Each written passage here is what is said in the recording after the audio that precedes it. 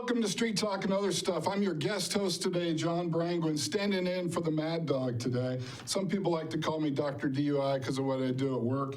Mike's out this week. We're going to have a great show without him. So to prepare as the guest host, I came in a few weeks ago and talked to the production staff about just how the show's kind of set up. And they said, well, we start with a little monologue, a little couple-minute monologue. And so and that's supposed to be 2 or 3 minutes. So I said to Tucker Wagner, the production guy that day, I said, well, how do you keep, what do I do if I'm going long, or how do I keep it short enough? And he said, that's easy. Just tell less bad jokes. Poor Mike. So then I asked, hey, is the show really live? And, what if I accidentally swear? Do you guys have a beeper button or some way you could bleep out a bad word? Because sometimes I'm a little like Morton Downey Jr. I swear a little bit. And they said, no, don't swear. There is no beeper button, and we cannot edit it. Good chance this is going to be the first and last show I do as guest host. So, hey, listen, so here's the deal. We're going to run a few commercials. When we come back, I'm going to introduce you to my guest for the show. Really interesting guy. He's had more odd jobs than The Fugitive, and I think you're going to like him. So we're live on a Monday. Stick around. We're going to be right back. Street Talk and Other Stuff.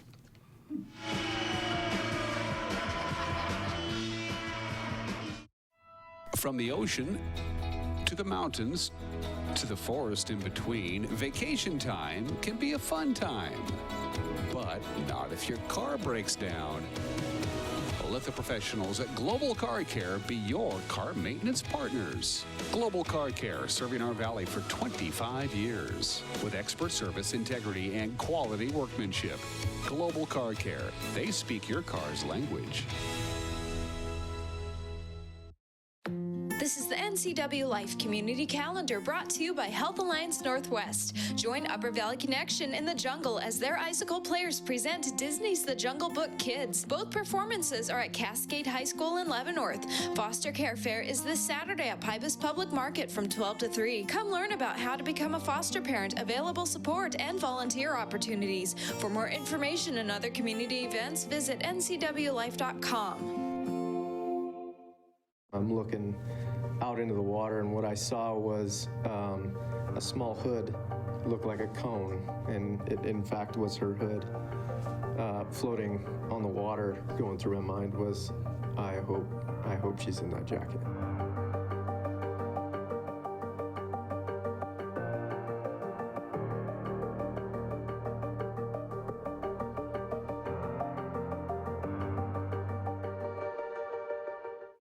Few things strike fear in the human heart, like the possibility of a rattlesnake bite. Dogs can encounter rattlesnakes on their walks or in their yards, and being curious, often get bitten on their face, neck, and legs. Luckily, a vaccination is available to help neutralize venom so dogs experience less pain and swelling. Even if your dog has received a vaccine, you still need to seek immediate help. Dr. Shauna Bayes and the staff of Paws and Claws care about your pet's health. Call 888-PAWS to schedule your vaccination today.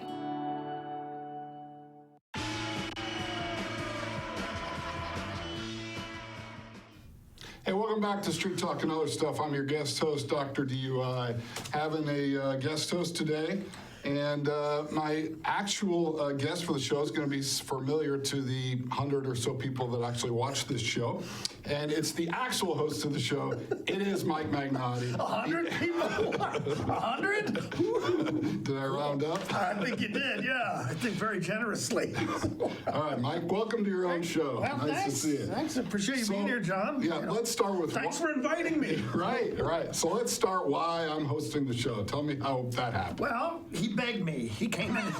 He said, please, I need some good publicity. Once. He said, let me come in and host your show. And I said, yeah, what the hell? I think he was expecting me to argue with him, but I'm pretty easy. I don't. Right. It's. Right. I love competition. Sure. Well, the truth is, you asked me to come back, and I said, well, I don't know that I have that much to talk about. Why don't we reverse the tables? This is the 125th show, and I thought it'd be fun because you ask people, tell us about yourself and everything. That I'm not sure all the viewers know everything about you. So I thought, hey, let's give this a try. Cool. Okay. I'm down. So let's shoot. Magnotti, the Italian name? Yeah, it's Italian. Yeah, Okay. my dad was. His people were from a little town called La Sidonia, which is east of Naples, and they came over here in the early part of the last century. And my dad was born in a suburb of Naples called Lodi, New Jersey. So Ellis Island type, I mean. I don't think so. Okay. They said my grandmother, Alicia Cardinale, I think she came through Rhode Island somehow. They were probably illegal aliens, And so where were you born? I was born in Montclair, New Jersey, St. Francis Hospital. And actually, you don't know this, I've had the last rites. Oh. Yeah, I almost died when I was a baby. I was in an incubator by myself for 6 weeks. Really? Yeah, and they thought I was going to die. Matter of fact, my parents basically said they weren't going to come to the hospital to see me until they knew I was coming home, because they were really sure I was going to die. Really? So I was in an incubator without any human contact for 6 weeks, which is why I'm just one step short of being psychopathic. So No, but that's a true story. big family, big Italian family? Well, no, 5 of us, and actually, well, that, where I grew up, that wasn't big. Okay. 2 of my best friends, they're one of them's Italian, the other one is kind of a mutt, but they were both Catholics. They had 8 in their family. Where's Montclair? Is that Montclair is just Caldwell is a suburb of Newark, so it's west of Newark, at the end of the 29 bus line. And you go you go Caldwell, Verona, Montclair, and there's another town I can't remember, but there's a whole bunch of little towns around there, and then you get to Newark. So it feels like New York City type? Yeah, real atmosphere? familiar. Yeah, it's New York was 20 minutes or an hour away, depending on what route you took, what time of day. So Okay. And you grew up there? grew up Caldwell, New Jersey, right? Left there when I was 19. So you graduate high school in New Jersey? Yep, James Caldwell High School. So And what do you do when you get out of high school? when I got out of high school, I was not the most mature guy in the world. I always wanted to join the Navy, but with the Vietnam War going on, I wasn't afraid to go to war. I just didn't think Vietnam was the legitimate thing. So I went to acting school for a year. That's American like Academy. the opposite of going in the military. Yeah, I acted like I liked it, But I was kind of rudderless. Did you have a draft card? I mean, are we right in Vietnam right there? I mean, Well, no. See, remember the draft? right? The lottery for the draft? I was in the 3rd lottery. And my birthday came up in the high 3rd all 3 years in a row. So I wasn't even, the draft wasn't even an issue for me. Okay. So, All right. So you don't join, no military experience? no, the military. So, And you go to acting school. So Right. you wanted to get a job at like a fast food restaurant, or what was the goal? actually, I worked at a fast food restaurant for a while. But the summer I graduated high school, I worked at a gas station, that was Like a just. filling station? I mean, Back in New Jersey, even back then, even now, still, you can't pump your own gas. So I'd go out and I'd check oil, wash windshields, pump gas, that kind of stuff. Okay. Then I worked at a movie theater for a long time. I did work fast food for a while. And you living at home? Was a caddy, yeah. I lived at home until I was 19, okay? And then when I moved out here to Wenatchee, I wasn't living at home anymore. Sure. Okay. So, but I mean, you leave New Jersey to move to Wenatchee? Yeah. My brother Bruce lived here and some of his friends. How did he get here? Bruce, I mean, that's a long ways. Yeah, he was a hippie back in the late 60s, and he lived at he was in a commune, I think, down in Arizona or New Mexico. And he went back to it after leaving there for a while, and the people weren't all peace, love, and flowers anymore. So he got disillusioned, and he left. And the story is everywhere he went, it rained. And somebody finally said, in Wenatchee, the sun shines 300 days a year. So he came and moved here. So he liked it here. Some of his friends moved out. I moved out. My parents moved out. There was actually 35 of us from Caldwell, New Jersey, living here in Wenatchee for a while. Wow. And I'm the last one standing. I'm the last man standing, baby.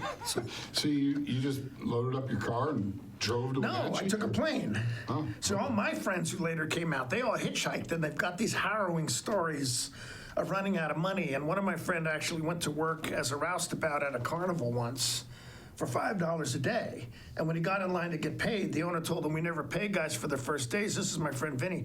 And Vinny just lost it. I mean, he's tired, hungry, he's starving. He just punched the guy, knocked him out, went over, took $5 out of his wallet, and hightailed it out of there. But no, me, I flew out here in a plane. So Okay. And how old are you when you get to Wenatchee? that's 19. Yeah. 19. Yep.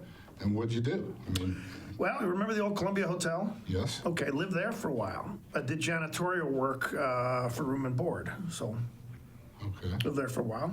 And did you go to college? Well, I went to college. Do you remember the infamous Bethesda College or Bethesda Christian Center? You probably haven't Here in been around. town? No, I wasn't here long enough. There are people who will remember that. That's where I went to college, and I got my bachelor in biblical literature. So, Okay. and that kind of You grew up religious? not really. You know, I mean, I always considered myself a Christian. You know, and I grew up in the Presbyterian church, so that's. You know, that's about as religious as you can get being a Presbyterian. No offense to my Presbyterian friends, but no, going to college there, and that kind of got my life focused, and that's where I met my wife. We've been married. In college, you met your wife? No, actually, the church we were going to that the college was connected with. Rosie. Yeah. You've been married to her? 42 years. 42 years in September. Okay. And we still like each other, too. And she's still hot, you know.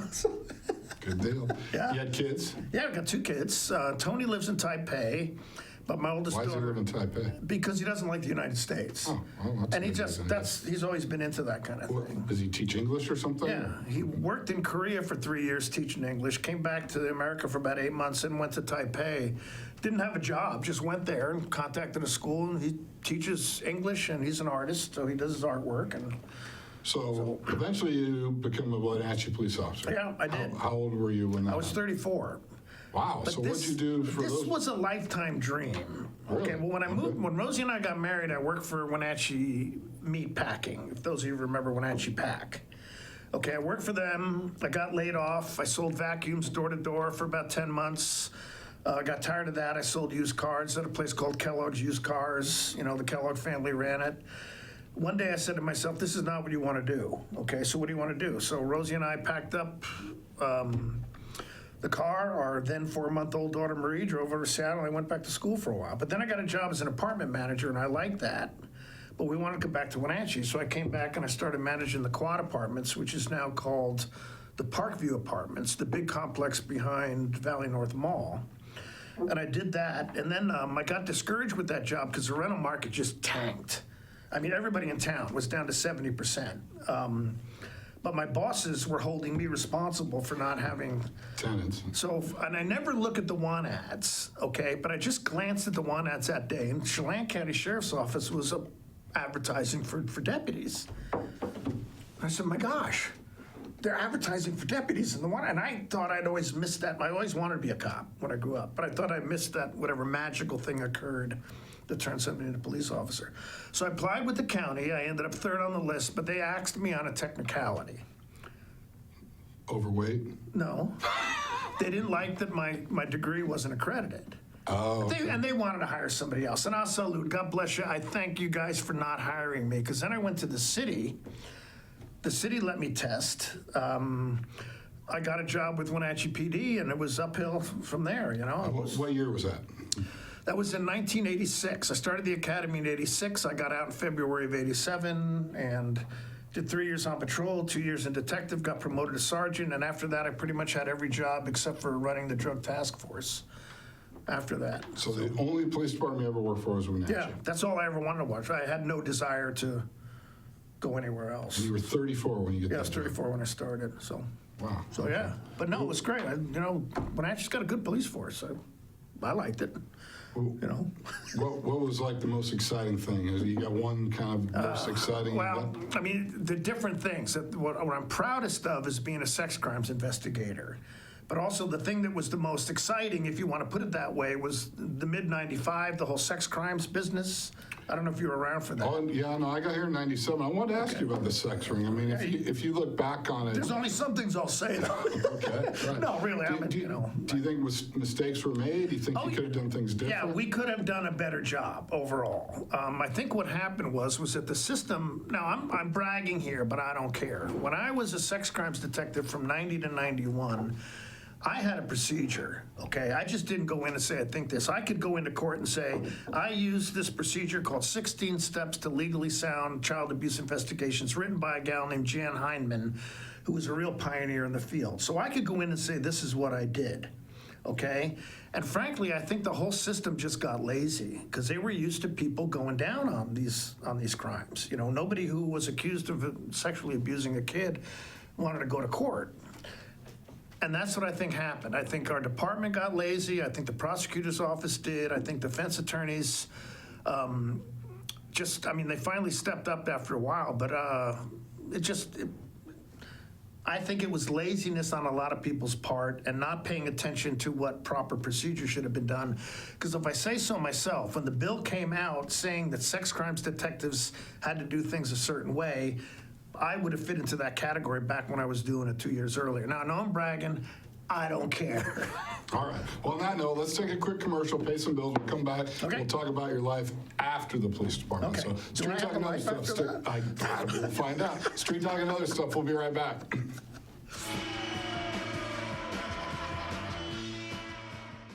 Hi, this is Brian Snyder with Black Rock Asphalt Services here in Wenatchee, your local Black Rock seal coat company. Have you looked at your driveway or parking lot lately? Is it gray and oxidized?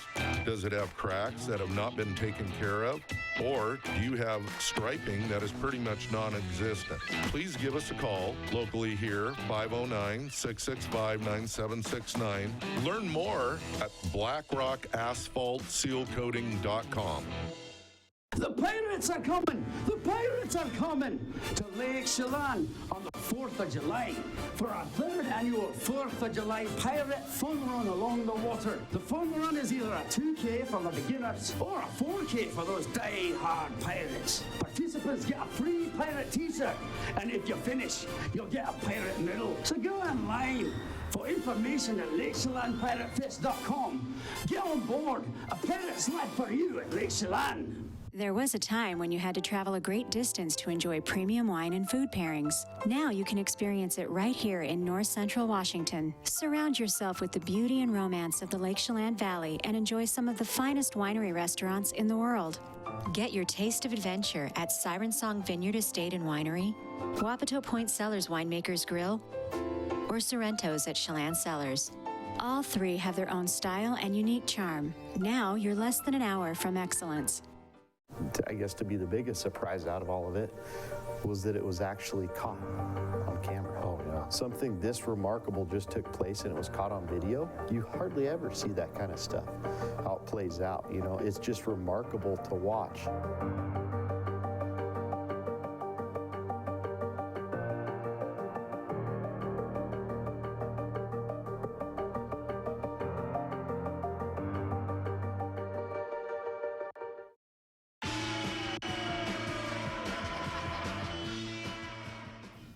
And we're back, Street Talk and other stuff with my guest, Mike Maddog Magnotti. Mad Dog, who did you didn't give yourself the nickname, Well, I kind of did. You can't give No, yes, yourself, you no, can. that's not allowed. Okay, when I was in detectives, they started calling me Bulldog because I was very tenacious. Okay. And Bulldog's okay, but Mad Dog's cooler. So you changed it to Mad Dog. I just kind of eased into it, so to speak. You know, I just kind of, Now, you were here, I asked the sex ring question. I didn't want to just throw all softballs. So, Apple Blossom, you were here with Chief Crown about 4 weeks ago, and you two were yucking it up thinking that Apple Blossom policing is just perfect. And I think it's been over-policed, and that's why nobody comes anymore. So, do you really think that at some point they over-policed it and now nobody comes?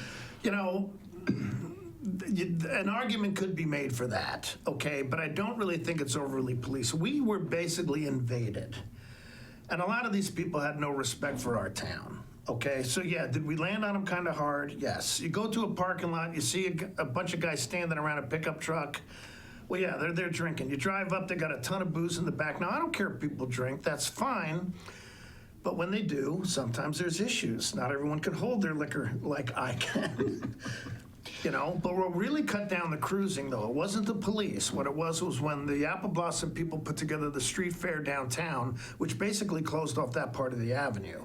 That was when cruising died, okay? So I feel like maybe the pendulum swung too far the other way. could be, but then again, I like it like this. I know a lot of people miss the cruising and wish they had it back, but I don't like huge crowds. Well, I just wonder if the vendors at the park and that sort of thing, if they're making as much money as they used to. That I don't know, All right, so eventually you retired from the police department. Right. You were there how many years? 20 years, All right, and so why'd you retire?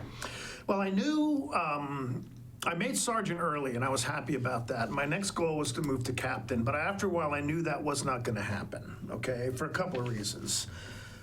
I didn't think I was considered captain material because of my attitude, okay? But also the two captains that were there, they were promoted about the same time I was. Neither of them left until 6 months before I did, okay? So I said, okay, I'm into my police career about 12 years. I said, okay, I'm gonna retire at 53. What do I want to do instead?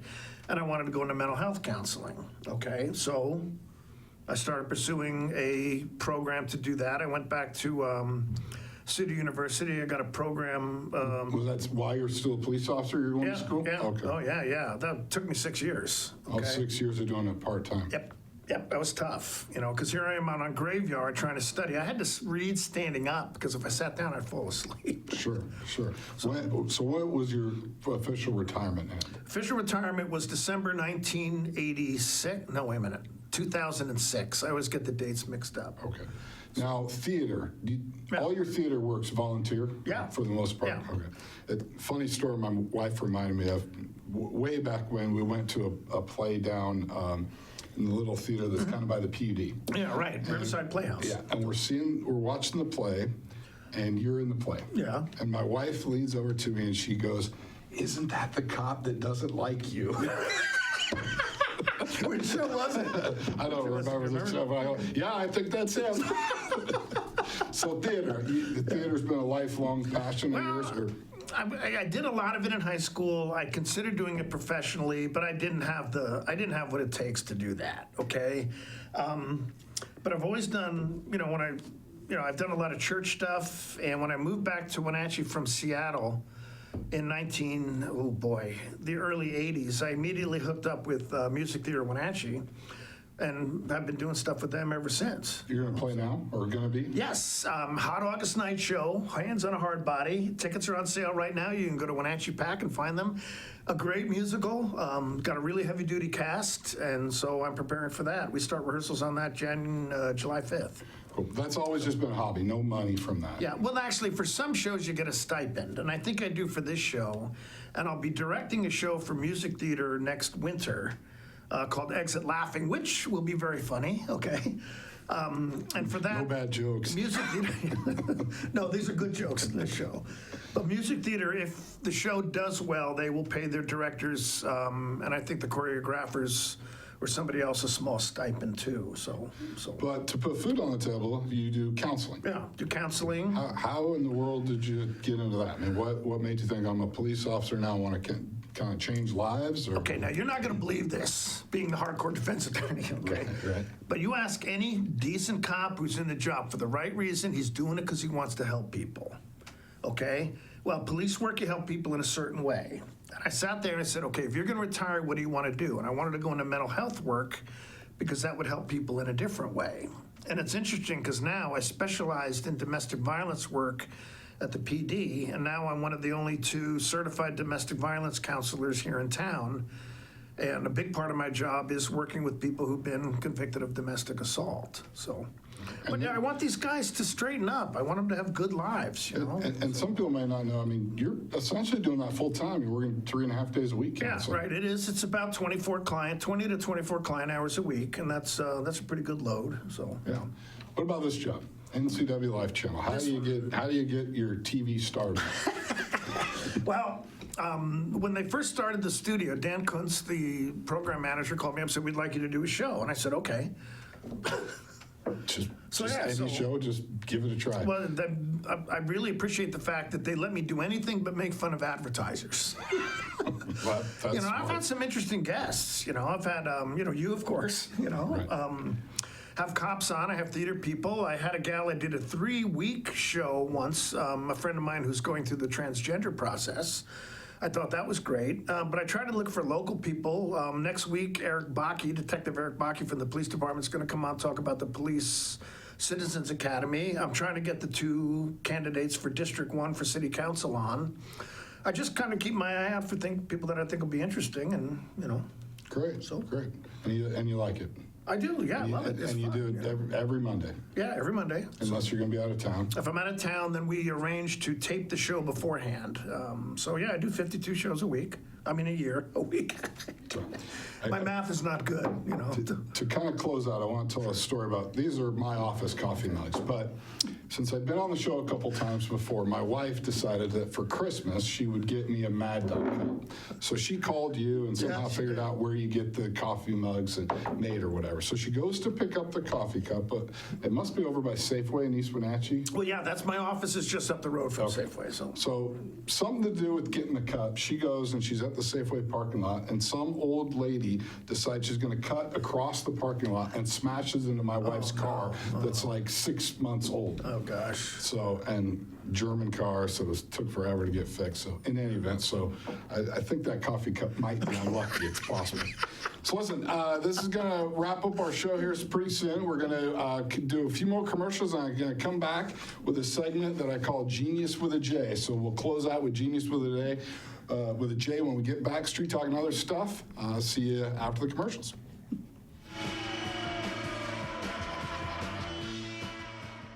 911, what is the address of your emergency?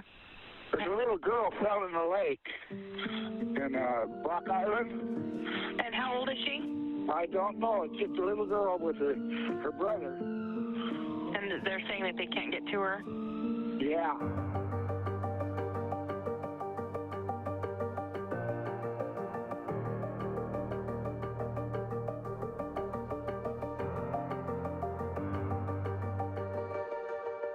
There's no substitute for the power of cable TV advertising. With Solion Cable TV advertising, you can reach your target audience right here in North Central Washington. We understand their viewing habits and can precisely target your customers on great cable networks like these. Call Solion Broadcasting today and let us show you how to put your business message right in front of thousands of prospects at a very affordable price. Solion Broadcasting, 509-888-2020.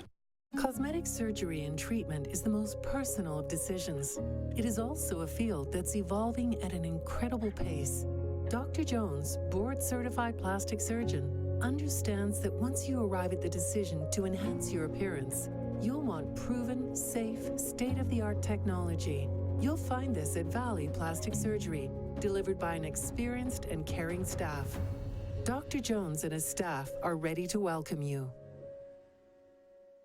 Break out the shorts and sunglasses. Summer is here. So, moms and dads, what have you planned for the kids this summer? Registration is now open to sign up online using our new RAC app or by calling the club. Our team of professionals have multi-sport camps, swim and tennis lessons, swim team, and much more packed into our summer schedule. I'm Emma, RAC membership coordinator, and we've got you covered with our full lineup of family fun. Special summer memberships are on sale now. More details at wrac.org or call 662-3544. The RAC, where we play every day.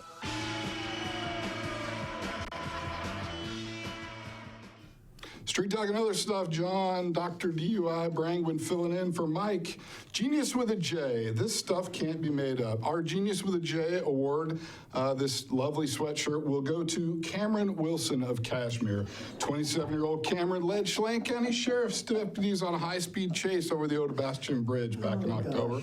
That didn't work out too well because he no sooner got to Douglas County than he crashed at Sunset Highway. Then in April, even though he's a felon, he had a gun in his pocket, and the gun went off and went right through his family jewels, ladies and gentlemen. He didn't want to call an ambulance, so drove himself to the hospital, and during surgery... Because he had to ditch the gun in the process. Right. He had a baggie of drugs where the sun doesn't shine. That was reported. Sheriff's deputies didn't want to arrest him right then. They waited till he recovered. When they finally did arrest him, yet again, he had marijuana where the sun doesn't shine. Cameron, pot's legal, buddy. Carrying drugs in a purse would be more manly. Anyway, Cameron's going to go to prison for 4 years, but when he gets out, this lovely shirt will be waiting for him. So go ahead and call the station, come down, and pick that up. Hey, we're out of time. My name's John Brangwin. I've been your host. Mike, thanks for joining me on your own show. I appreciate it. And Mike will be back as your normal host next week. And thanks a lot. Have a great Monday, everybody. See you later.